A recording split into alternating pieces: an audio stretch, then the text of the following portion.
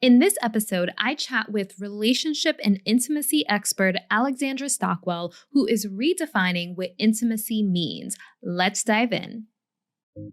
Welcome to the Abundance Hack Show, where we are inspiring you to ditch the outdated beliefs, release the blocks, and fully embrace your sovereignty so you can confidently expand to allow more love, joy, and aligned success in your life. I am Niajae, your conscious accountability partner, reminding you that abundance is your birthright.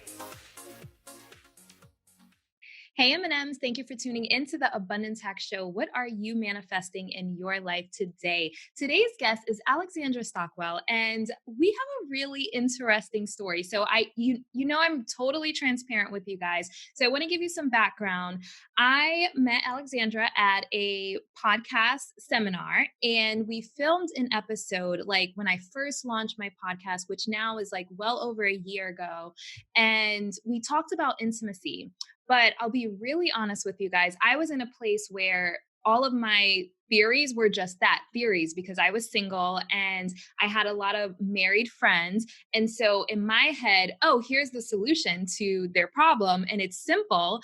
And it wasn't until I got into a relationship and I actually have an intimacy coach now that I really understood the depths of intimacy. So I had this idea in my head excuse me, that was simple. And I had to realize that this is not as easy as I probably thought in my head. And so I invited Alexandra to come back and do another podcast episode, but I am going to load the original one because it is a lot of golden nuggets in there that I think a lot of people will find benefit in. But I wanted to really dive into intimacy in this episode and just where I'm at in my life, having an intimacy coach that she actually introduced me to, which is really amazing. So welcome back. Thank you again for coming on.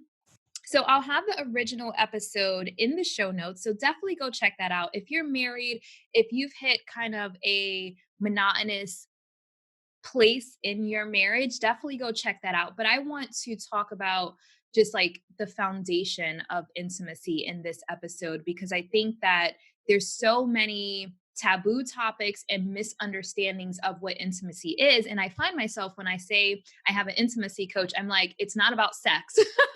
I always give that disclaimer. It's not about sex. It's about building that true connection, self-discovery, discovering like your partner. So we're going to dive into what intimacy is. And thank you again for coming. So yeah, before we dive in, what does abundance mean to you?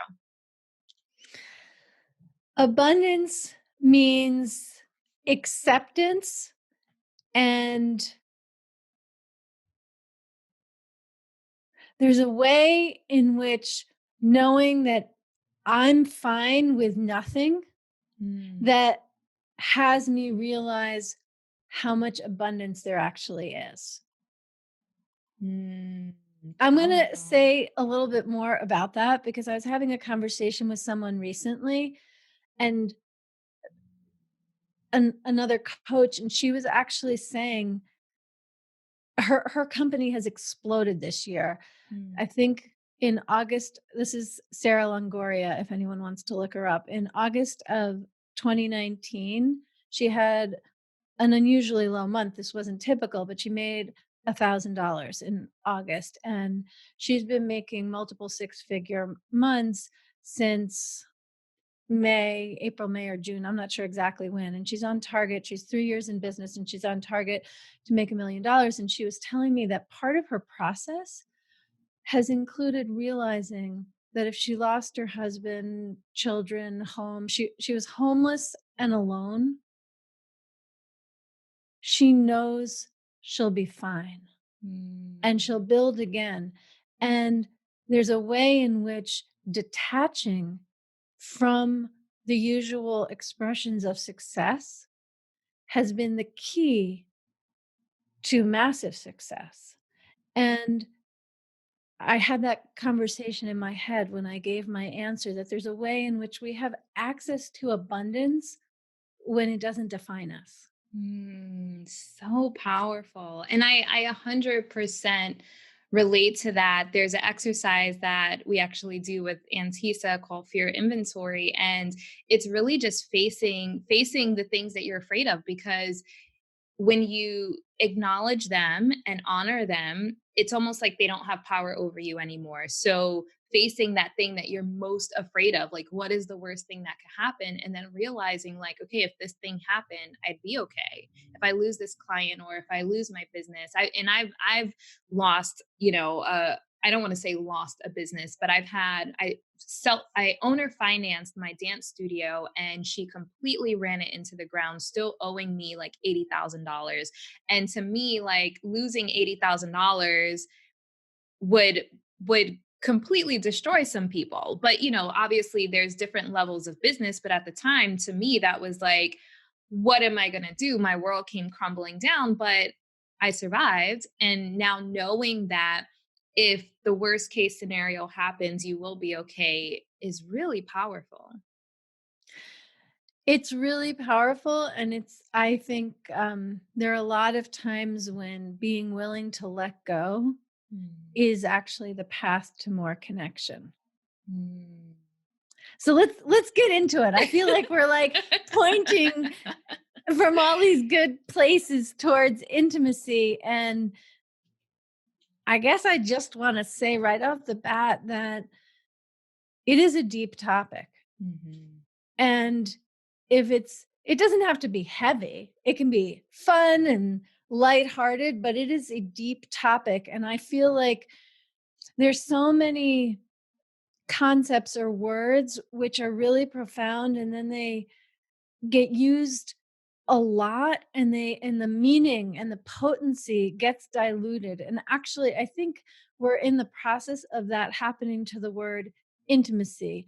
It's thrown around a lot, and at least in new age kind of spiritual circles, it might be like hashtag into me you see. Mhm. And there are all these different like quips for talking about it, and to me, that actually pushes us further away from the Mm. very refined, nuanced essence of what intimacy actually is. And so, like, into me you see, that's kind of a common one. Have you heard of that? Mhm. Yeah.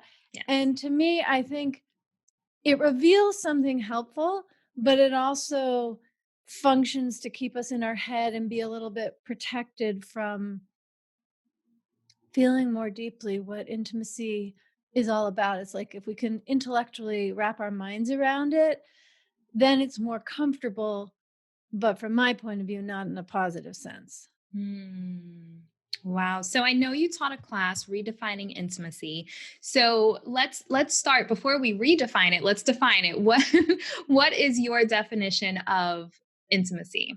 The main thing that I usually begin with is distinguishing emotional intimacy and sensual intimacy. They come from the same essence, but if someone is listening and they're inclined when they hear intimacy to think sex, then that derails the conversation.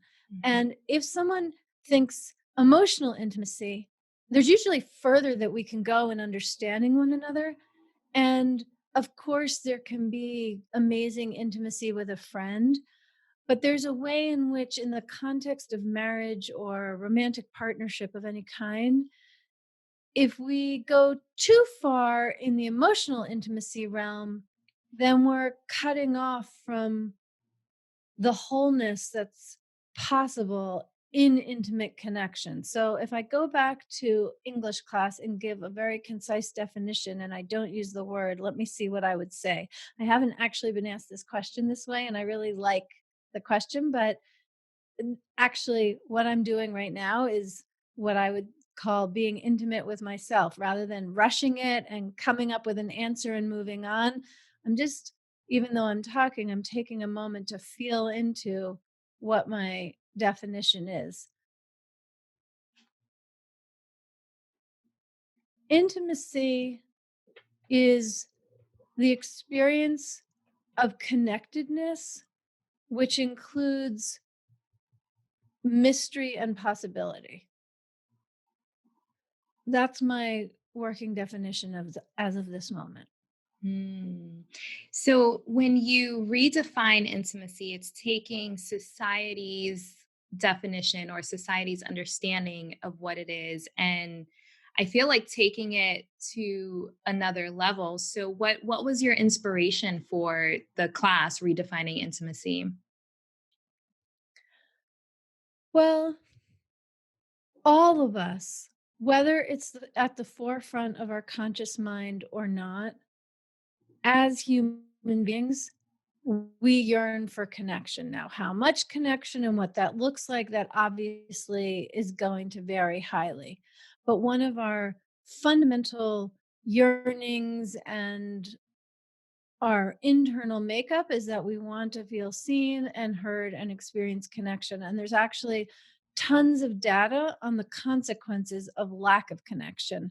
In Mhm. fact, depression, drug addiction, joining a cult, like a lot of the what used to be bigger themes in society nowadays. I'm living in California where the air quality is terrible and there's so many fires and the circumstances politically in our country, like all of the intensity is up a lot. But in the old form of intensity, meaning addiction, divorce, which sometimes can, of course, be positive. I'm not really lumping it in there, but depression, suicide, all of those things are the result of a lack of connection. Not only, but also. And so I'm just wanting to be really clear that as human beings, we yearn for connection, although what that's going to look like is going to vary for each person. And I teach people how to feel more connected to themselves and how to feel more connected to other people. And when we talk about wanting more connection or wanting more intimacy or any of those kinds of things, people usually know they want more, but have no idea how to proceed. It's like if you think of Mel Robbins' book, um, I can't remember the exact title. You might know it, but like do the next thing or do one thing. Like if you want to go from where you are to somewhere else, you take a step and then you take the next step and then you take the next step. But in general, our definitions and understandings in society of what connection actually is or what intimacy is or what a good marriage is, quite frankly, we know those words, we know we want it, but there's a real lack of intellectual clarity, which is required for us to know what's the next step to take. So often, when people want more connection, they sit in a bit of, I don't know what to do next. Mhm. Like, I want it, but what do I do? Where do I go? What changes do I make in myself that are going to create that result? So I wanted to address that conundrum for the many people who really want connection, who would be helped by my redefining intimacy and in the process laying out the landscape. And then we move from a sense of needing to bushwhack our way into intimacy and connection and have much more of a sense of a path before us that we can then walk down. Mm. I love it. There's so much I want to touch on. So, one of the things that I discovered about myself in my intimacy coaching is that I had a picture in my head and I was attached to that picture.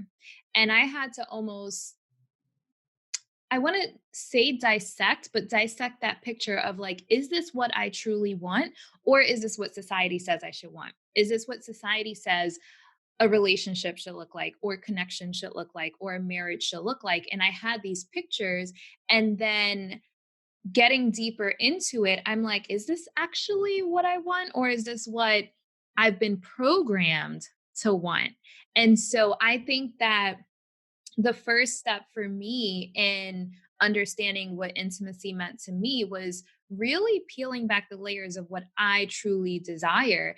And I know, like the quarantine, for example, I glittered my wall and I made a whole bunch of changes to my house. I sold my couch, I moved my bed into my living room. And I know that's like not what you're supposed to do. Your bed is not supposed to be in your living room technically. And so it made me think like, okay, where, but it made me so happy. Like I literally, like I love my place. It's unorthodox, but I love it. So it opened up this like, where else in my life am I not doing something because society says it should be this way or look this way? And so I feel the same way about relationships where or connection. It's we think it's supposed to look a certain way or be a certain way or sometimes feel a certain way and we haven't really explored what feels good to us. Yes, I have a few different directions I want to go in response, but I'm going to start with this one. So I'm a physician. I don't practice medicine anymore because I focus entirely on being a relationship and intimacy coach. But I did practice medicine for a while. And when I was in medical school, I remember being in the bookstore, and the medical school that I attended was both a medical school and a school for nurses and physical therapists. I forget what. And so it must have been in the social work section of the bookstore. In the psychology section, I remember picking up a book that I ended up buying, and it refers to the opening of Anna Karenina, this great work of literature. And the opening of Anna Karenina, which is about this woman's yearning for connection, is how I'm going to describe it in this context. I never would have said that in a literature class in high school, but it works for right now. So the opening of Anna Karenina is every happy family is happy in the same way. Every unhappy family is unique in its unhappiness. And that's from Anna Karenina. However, the author of this psychology textbook in the social work or nursing section actually says that's wrong. Mm. The reality is that every unhappy family is unhappy according to patterns and predictability. Every happy family is unique in its happiness and discovers its own way. So, how does that relate here? Well, for you, not family, but individual, for you, having your bed in the living room lights you up. That is a way for you to uniquely be happy, and following the prescription of beds being in bedrooms and even which room in the apartment is assigned to function as the bedroom. That is following a pattern. It doesn't make everybody unhappy, but there's a way in which it's unconscious and patterned. And what I love so much in how you talk is that some people, when they contemplate reevaluating their desires and conditioning and the origin of all the things they're doing in life, it can just feel overwhelming. And they can go kind of into a victim state. Like, how do you start from scratch when you're a fully formed human? But you're not talking about it that way. You're talking about it. I'm saying all this. You and I, while we have mutual adoration, don't actually know one another that well. So you can confirm if this is true or not. But my sense is that your exploration about glitter on your wall and putting the bed in your bedroom is based on this foundation of self exploration. And it didn't start with wondering where to put your bed. It started with wanting to know yourself better. It started with your relationship with yourself, which then had a ripple effect that went all the way into your interior design. If we just, if someone's listening and it's like, let me reassess everything, and it can get kind of analytical or emotionally overwhelming, that is the result of looking at the externals and working from there. But you're talking about having done this magnificent, ongoing, evolving personal growth work and letting it come into full expression all the way into the furniture. And it really makes sense that you would be sharing this while we're talking about intimacy, because that is a form of living intimately with yourself. It starts there. Yeah. How can you be intimate with someone else if you haven't been intimate with yourself? Yeah. That's where Well, it actually, I wanna step on that. Like, that is true when we think of it intellectually. Like, how okay. can you be intimate with yourself with someone else if you can't be intellectual with yourself? However, in my work with couples, and I've also done some interesting work coaching a mother-son pair, two Mm. sisters, like people who understand my contribution around relationships, even though they're not a romantic couple, they've asked me to coach them. And while we can intellectually separate intimacy with self and intimacy with other, what I think is so transformative and why I sometimes refer to to couples relationships as the ultimate vehicle for personal growth is that in the moment it's really both and. So as you interact with another person, it reveals the way in which you're disconnected from yourself. And as you put attention on healing and reconnecting with yourself, you simultaneously are open for more connection with your beloved. And that also works vice versa. When you put your attention on on your way of being so that you're more connected with your beloved, the very natural simultaneous consequence is that you improve your connection with yourself. So I just think it's one of those things that it is helpful to analytically separate the steps, and it is much more holographic and synergistic and simultaneous in action. Mm, that makes me think about something Antisa says to me about getting out of my head and into my body.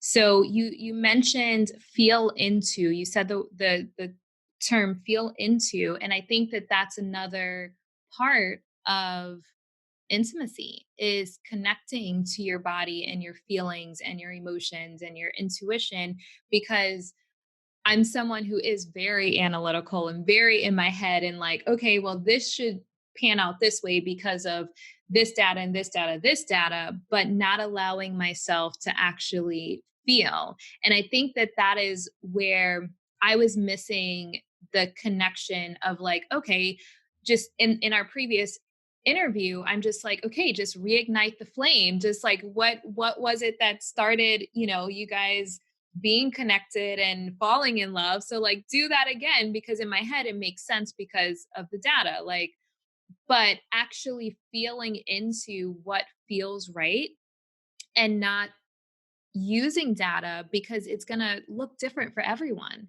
and giving yourself permission to release, and this is literally me speaking like to me, release what you thought it was going to look like to create space for that magic to happen between you and whoever you're connecting with. I want to shift it slightly if you're open to that, Of course. because I think it's a matter of expanding what's included in your data set. Hmm. So rather than making it about paying attention to the data or not using the data and paying attention to your feelings, to instead honor your feelings as so real that they get upgraded to the status of relevant data points. Hmm. Because otherwise, it's chaotic and random. And that's not actually true. Like, we have principles and ways of approaching things that we can use with analysis and intellectual consideration of the data points. And when we are intimate with ourselves, I'll say, and honor our experience. It's not even so much honoring our feelings because feelings do come and go. And so I think sometimes if you use the expression a data point, it's like it's there, it's in the ground, it's not going anywhere. And that is not how feelings are. However, our experience, which includes our feelings, when that is honored as valuable data. Then you get to dance with your smart mind and the wholeness of your experience in your body and in your emotions as well. And that creates intimate experiences. I want to get super practical. So if someone's listening and they're like, okay, that sounds good, but what am I going to do? Or what is she talking about? Either way, I've got something for you. And um,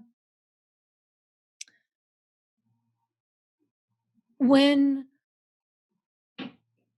when I'm saying something to someone and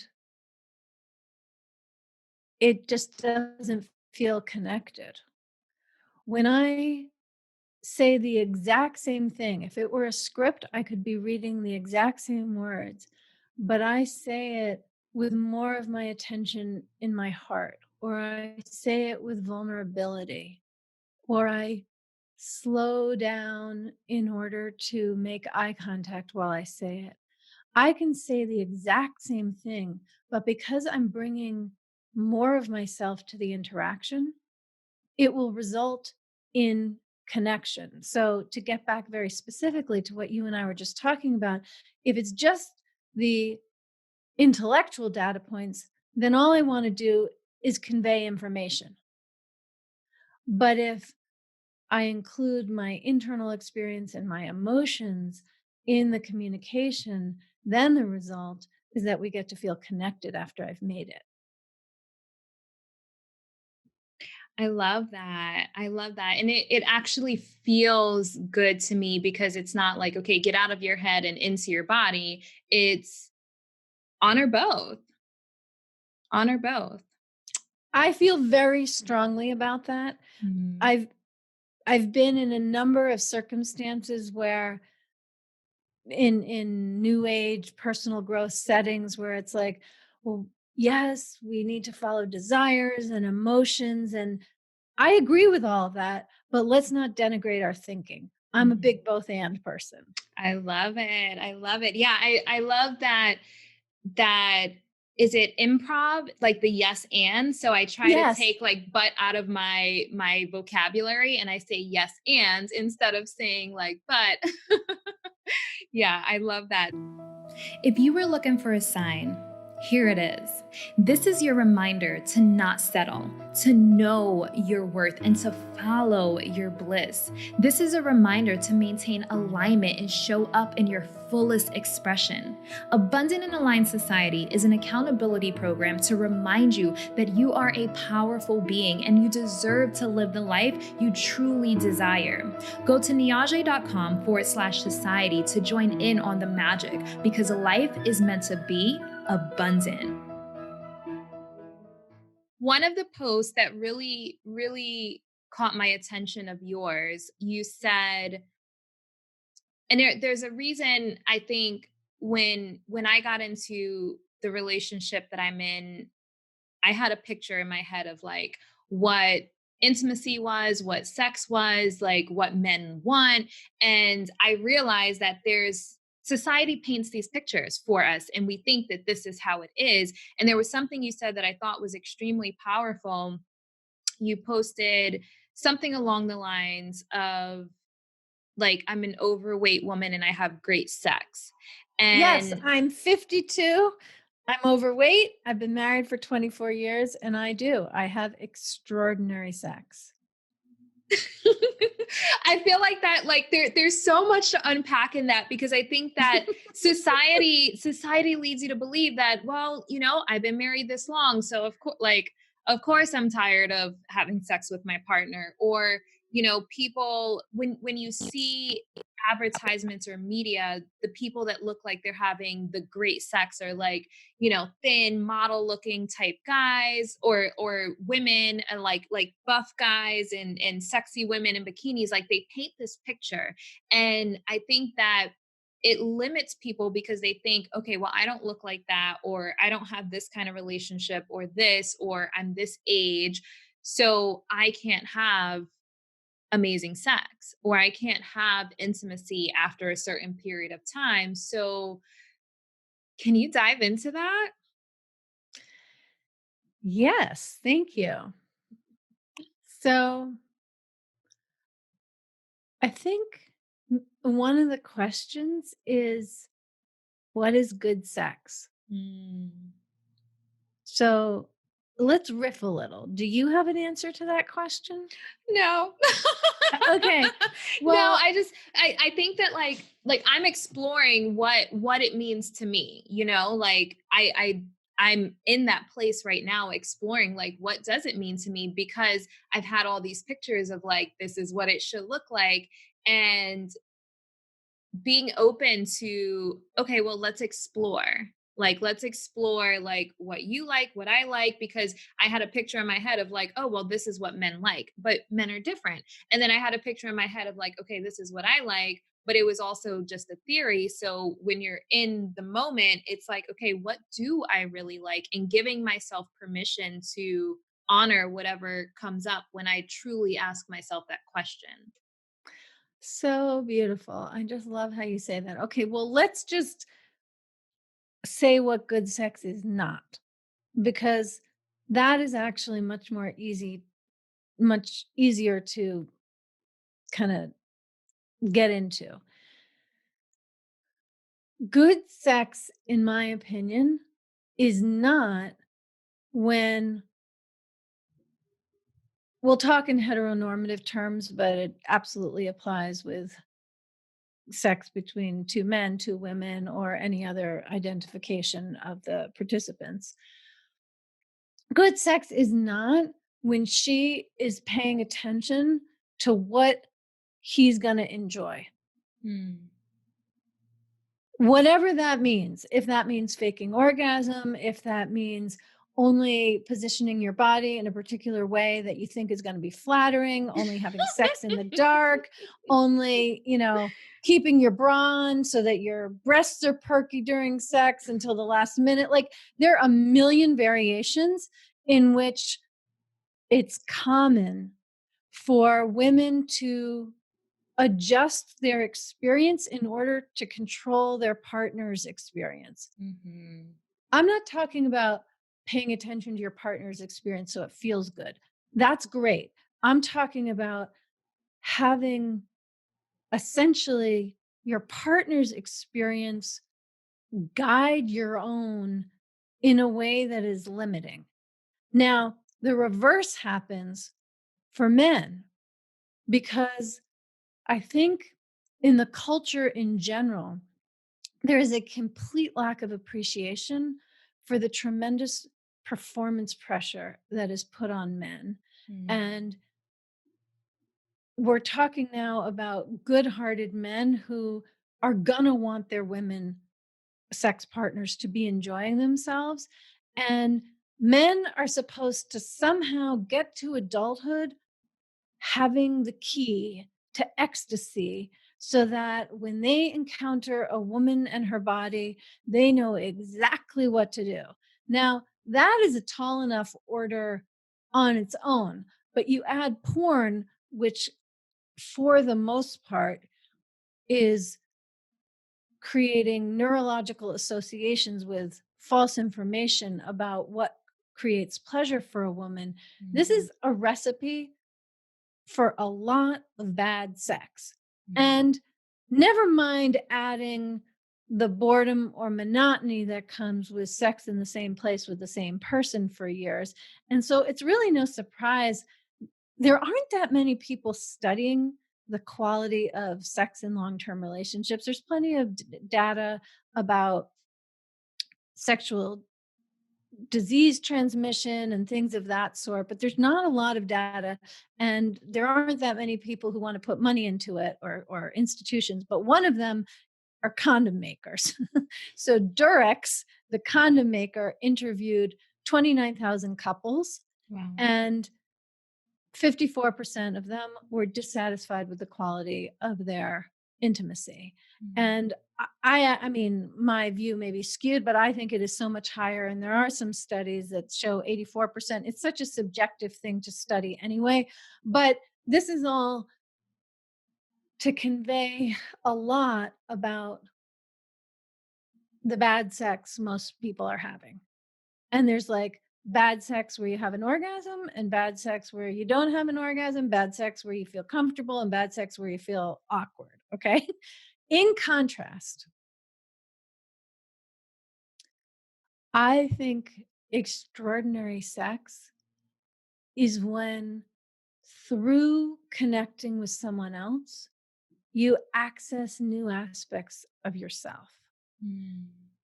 I can say unequivocally, I mean, I am overweight.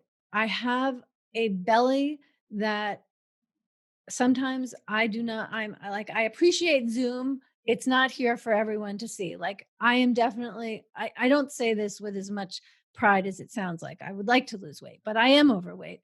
And one of the, I'll say a number of the different things that completely evolved my sex life, because it was not always this way. We had lots of years of going months and months without sex, and we didn't have time. We were both working 60 to 100 hours a week early in our marriage because we were physicians in training and then physicians. And anyway, all I mean to say is that the fact that I now just, like, every time is amazing, that's not luck. That is me taking my devotion to personal growth into the realm of sensuality and sexuality. So I want to be really clear about that. And my just being willing to be with my experience, similar to what we were talking about earlier in terms of allowing emotions to be part of the communication, that was one of the most key changes. So when I am in complete acceptance of who I am. So it's not that I'm thinking, oh, I'm overweight and it's okay. I'm just not thinking about being overweight. I am feeling the sensations in all of my flesh and allowing those sensations, every single one of them, to function as a bridge to being connected to my husband. Mm. So there actually are times when I used to, when things were really good, have my attention on myself and my experience. And that's awesome. And I am not knocking it. But what has it be really extraordinary is to both and my attention on what my experience is without internally disconnecting. So if I'm getting close to orgasm, I used to pull my attention into my own body to enjoy it. But Mm. then afterwards, we don't feel quite as connected as when I have my attention on my own body and my own experience, and also remain in connection with him. And I just have two more things to say about this. One is that when sex is that way, then every time it deepens the relationship and becomes more gratifying. And I have a former client who had been married and then got divorced and is in a new, beautiful relationship of, I forget how many years now, 6 or 7. It's not a new relationship. And she said, I love novelty and I'm just concerned that it's just the natural consequence of a long lasting relationship that the novelty disappears. Mm. And I'm so grateful she said that, because then I could hear myself give an answer. This is something I had taken for granted but never really talked about, because novelty in a long-term relationship looks totally different. For a one-night stand or early in a relationship, novelty is literally new experiences, a new body, new responses, new positions, new locations. Like, it is truly new. My husband and I are not going to have a whole lot of newness like that. I mean, we could, but we have 4 children and we have a full life, and we're not exploring new possibilities of kink, or, like, there are ways to continue to have new experience, but that's not how our life is set up. But what makes it new is that, let's say, during literal intercourse, we both have a high quality of attention, and one or the other of us will make the millimeter shift in how our bodies are connected, and suddenly it's a new experience. And that comes from increased attention and novelty that is a result of depth rather than breadth in new experiences. Mm. So powerful. Yeah. Oh my goodness. Like, I feel like go back and listen to that M&Ms and like really let that sink in. And I think being present is is one of the keys of intimacy, just fully being present. And that's something that I don't think I fully understood. And we have so many things pulling at our attention. And I'm definitely someone who worries about, like, is this a good angle? How does my booty look? Like, and so I can see how that would take away from the actual experience. So there's so much to explore and so much depth to it. And yeah, I don't think I fully understood until I started diving into like what intimacy truly is, and holding space for your partner to say, I'd prefer this, or this doesn't feel good, and not taking it personally. And I think that that was something interesting for me as well, of like,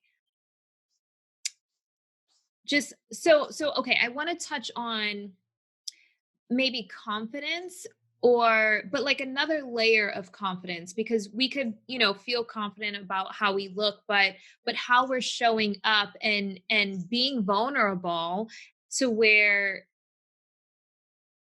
it's You know like what? Let me say one more thing. okay. And I am saying this specifically in the context of committed partners. For whatever weird reason in the evolution of society, there's a way in which sex has become something which most people approach in a way where it's like my point of view or your point of view. It's like how I look, or anyway, what I want to say is that I think one of the things which is transformational and essential for committed couples is that the act of sex is collaborative, not just physically, but when you're talking about conversations and not taking things personally, if when you talk about how you'd like to experience sex in a different way, asking your partner to slow down or speed up or more pressure or whatever the case may be that you desire, it's one thing if you approach it like, this is what I want. Will you give this to me? Which is that definitely takes confidence, and we could talk about that. But what I think is really powerful when you are a committed couple, you're going to be having plenty of sex together in the future, to really look at it collaboratively. Like, what would it take for us to enjoy this more? And then it's less about what do I deserve or how are you inadequate or any of these kinds of things. It's like, let's, I mean, it's not easy to have this conversation until it's very familiar, and then it is easy. But to really set up the conversation that we get to collaborate on creating something amazing for each of us and both of us together, that is totally different than I want to enjoy this more, and I'm not sure if I can ask for it. The fact is that when you as a woman experience more pleasure, your partner will experience more pleasure. This is one of the really profound, smart, sneaky, real things about porn, that men are wired to enjoy witnessing and experiencing other people's pleasure. So that is what porn is, whether or not the people on the screen are actually experiencing pleasure is not to the point. The point is that seeing that pleasure is a turn on. And when you're in bed with your partner and you are both experiencing pleasure and authentically allowing that to be perceived, that is super gratifying to your partner. And so if you have requests, the key thing is not to do it as a put down, but again, to do it like it's going to be better for both of us. Let's try this.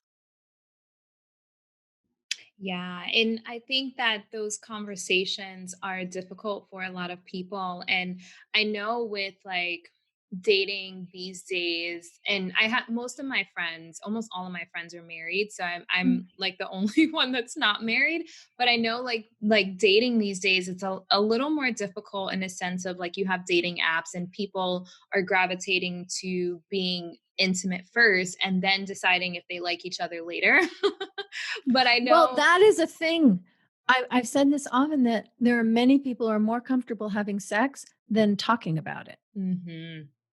100%. I totally agree. And I was at a place in my life where I found myself in a lot of situationships and I just was like, I don't want this anymore. Like I want to build like true intimacy and a true connection with someone. So my partner and I like decided to wait and like really get to know each other on an emotional and mental level first and then explore the other things. But it was really, I think, beautiful. And I'm not, this works for me. I never say that like what I choose to do works for other people, but this is just a decision I made for myself.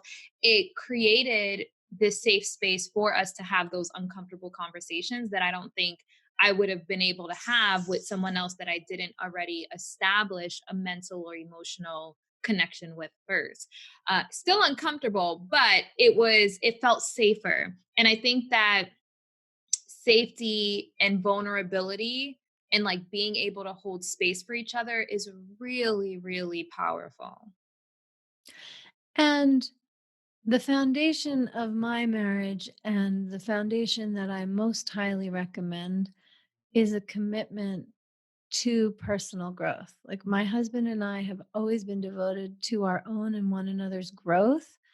And that softens the awkwardness Mhm. because it's like, well, we both want to grow. This is so awkward, but we both want to grow. And you obviously have an incredible commitment to personal growth. And it's hard to imagine you'd find someone attractive unless that person did as well. Mhm. But I think that in this weird way, a mutual commitment to personal growth actually serves us better. If I need to compare, it's a little artificial than love.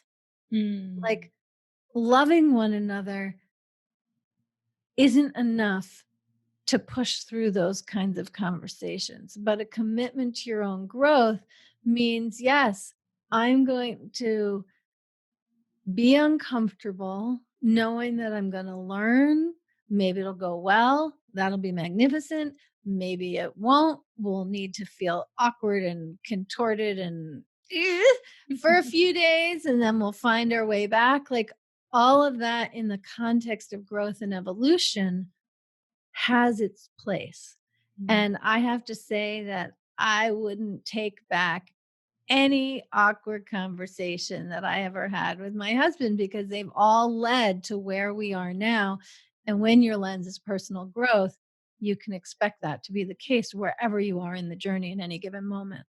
I love it. I love it. I've never heard it explained that way, but it makes so much sense. And I remember our initial conversation talking about conscious relationships. And to me, that is how I define a conscious relationship is both people being committed to personal growth. And yeah, I think that is definitely one of the things that connects my partner and I. Just we both are extremely committed to our own growth and we lean in like Brene Brown says, like lean in, and we're just like, all right, this is uncomfortable, but we're doing this. And it's it's helped me grow so much. And I think that having those uncomfortable conversations is usually what brings people closer together, right? Like Yes.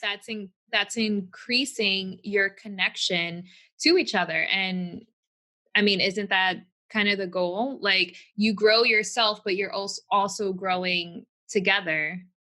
Maybe sometimes. I don't Yes. know. No, I actually, I think that that is true. And in fact, when a couple is in a more disconnected phase, in my opinion, it's usually because one or both of them isn't saying something that needs to be said. Mm, Because it's too awkward, there actually are multiple reasons people don't share it.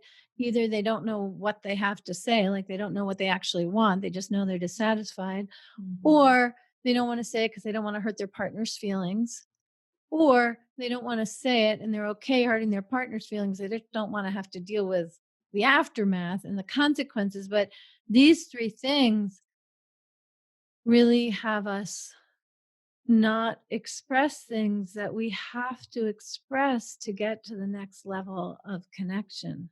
mm. Yes. So I can talk about this all day. Me too, me too. But I know we have to wrap up soon. So I usually end with like, what are your top 3 tips for living an abundant life? But I like it to be more connected to intimacy since that is the topic. So 3 tips for building intimacy.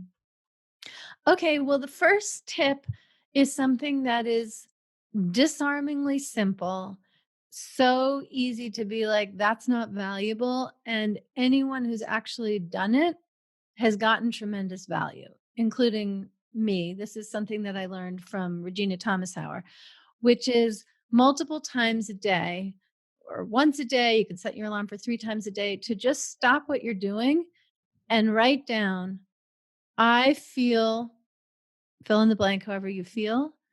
And that is a right way to feel.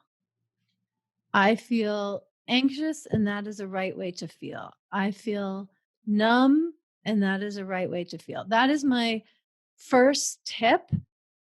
And it pertains to a lot of what we've talked about. Like, that's a way to honor your experience and make it one of the real data points. It's a way to actually check in and notice how you're feeling, because most of us who are highly competent, high achieving, focused people, we are moving through our day not actually paying attention to how we feel. And so this exercise brings that. So that is tip 1. Tip 2 is, if there's anything that you want your partner or really anyone else to really hear, and you feel like you've said it and they haven't understood or they haven't noticed, or you're not being received in the way you desire, the key is to say it with more vulnerability. And put very simply, if you want more from the other person in the way of a response, bring more of yourself, and you're likely to experience that. That's tip 2. Tip 3, I want to make it about sex, so give me a minute. Um, the next time that you're having sex or a makeout or anything where you're connecting your body and another person's body, in the way that you would keep bringing your attention back to your breath when you meditate, bring your attention back to your physical sensations and just see and notice, observe how how delightful and fulfilling the experience is when you do that. Those are my tips. I love it. I love it. I love like the second one, bring more of yourself, because we do tend to want more, but are we bringing more of ourselves? And just a lot of times our partners mirror us. And I just, oh, I love that one. So juicy. And the third one, so juicy too. I love it. So, where can people find you online? My website is alexandrastockwell.com, and I'm most active on my personal page on Facebook, which is easy to find. I have a business page, and I'm on Instagram and LinkedIn, but I'm most active on my personal page. And I have a Facebook group called Heat Up Your Marriage, and there are some single people in there and people in relationships who aren't married. And that's really where I continue these kinds of conversations. So come join me there. And you have a podcast with your daughter, right? Yes, I do. It's called What Should I Do? She's 23. She's going to be 24 this month. And I actually at one point thought of one of the episodes. It's called Is Sex for You or Your Partner? It's Mm. episode number 2. And anyone who's listening to this conversation, I think would find that super interesting. And the other episode that would be interesting is with a woman who's 29 and newly divorced. And we talk about how to really bring all of yourself in a relationship and how you can notice when you're not doing that. So yes, if you're interested in podcasts, check us out. What Should I Do is the name of it. Awesome. I will have the link for that and your website in the show notes. Definitely go check her out. So much juiciness. I love, like, I think that before I really dove into intimacy, I didn't see like the the importance of what you offer. And like now that I'm like deep in it, I'm just like so much amazingness. So much amazingness. So definitely go check her out, whether you're single, dating, or in a relationship. I think that you have so much value to offer people who have been married for a long time. So thank you so much for coming on the show again. And just a Yeah. reminder. Wait, Yeah. and I have a gift for listeners. I Oh, didn't yay. mention that, but I've written my book. It's called Uncompromising Intimacy, and anyone who's interested in that conversation, I think you're going to enjoy the book. And I want to offer the first chapter to download it for free, so you can put that in the show notes too. Anyone who's interested, the name of the chapter is Companionship as Good as It Gets? Mm.